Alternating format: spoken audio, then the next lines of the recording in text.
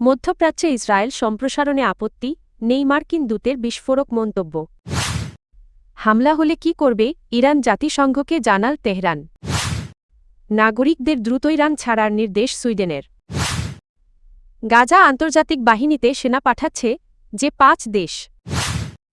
ট্রাম্পের আরোপিত শুল্ক অবৈধ ঘোষণা করল মার্কিন সুপ্রিম কোর্ট।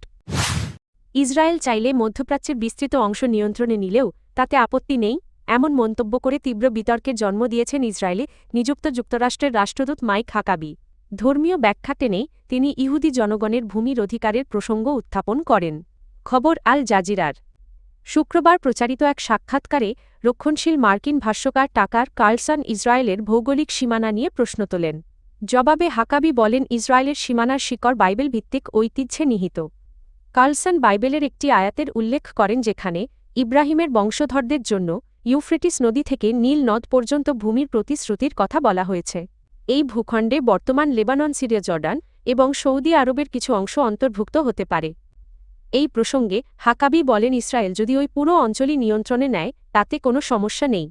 তার এই বক্তব্যকে অনেক বিশ্লেষক আন্তর্জাতিক আইন ও বিদ্যমান রাষ্ট্রসীমার প্রতি চরম অবজ্ঞা হিসেবে দেখছেন এবং মধ্যপ্রাচ্যে উত্তেজনা আরও বাড়তে পারে বলেও আশঙ্কা প্রকাশ করছেন।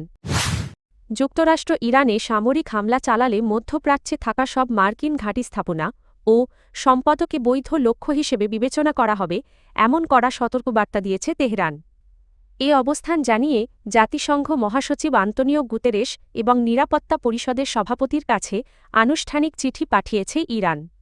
বৃহস্পতিবার 19 ফেব্রুয়ারি পাঠানো ওই চিঠিতে জাতিসংঘে ইরানের স্থায়ী প্রতিনিধি আমির শায়েদ ইরভানি বলেন, যুক্তরাষ্ট্রের সাম্প্রতিক বক্তব্য ও সামরিক তৎপরতা মধ্যপ্রাচ্যের আঞ্চলিক স্থিতিশীলতার জন্য গুরুতর হুমকি তৈরি করছে।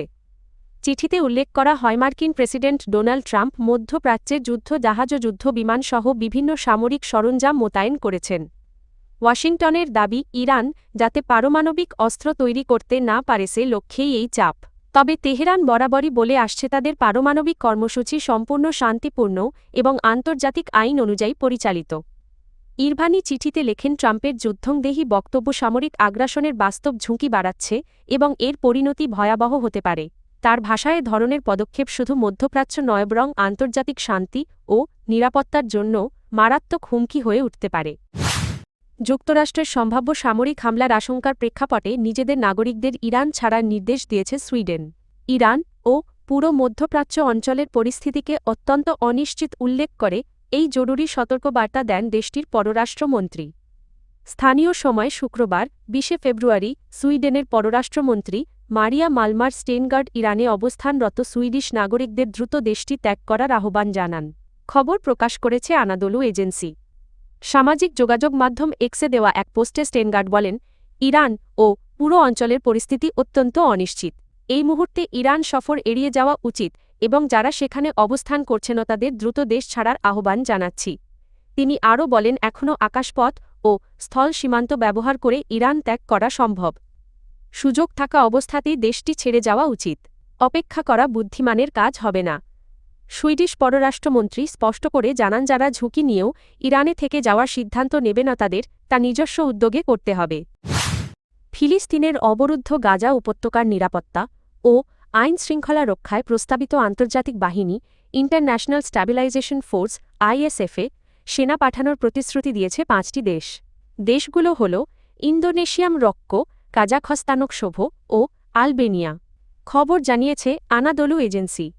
সম্প্রতি ওয়াশিংটনে যুক্তরাষ্ট্রের প্রেসিডেন্ট ডোনাল্ড ট্রাম্পের গঠিত পরিষদ বোর্ড অব পিস এর বৈঠকে এ তথ্য জানান মার্কিন সেনা কর্মকর্তা জ্যাসপার জেফার্স। তিনি আইএসএফের সার্বিক নির্বাহী দায়িত্বে থাকা জ্যেষ্ঠ সামরিক কর্মকর্তাদের একজন। বৈঠকে মেজর জেনারেল জেফার্স বলেন, আইএসএফ গাজায় দ্বৈত ভূমিকা পালন করবে।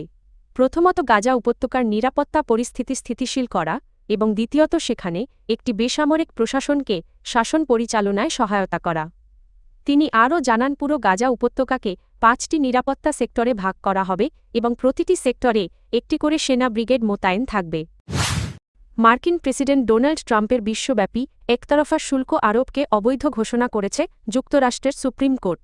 শুক্রবার দেওয়া রায়ে আদালত বলেন, ব্যাপক ও একতরফাভাবে শুল্ক আরোপের মাধ্যমে ফেডারেল আইন লঙ্ঘন করেছেন প্রেসিডেন্ট ট্রাম্প। এই রায়কে হোয়াইট হাউসের জন্য বড় ধরনের আইনি পরাজয় হিসেবে দেখা হচ্ছে, কারণ শুল্কনীতি ট্রাম্প প্রশাসনের পররাষ্ট্র ও অর্থনৈতিক কৌশলের অন্যতম কেন্দ্রীয় অংশ ছিল।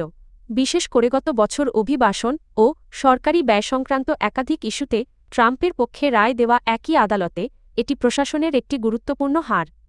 6-3 সংখ্যাগরিষ্ঠ মতামতে আদালতের রায় লেখেন প্রধান বিচারপতি জন রবার্টস।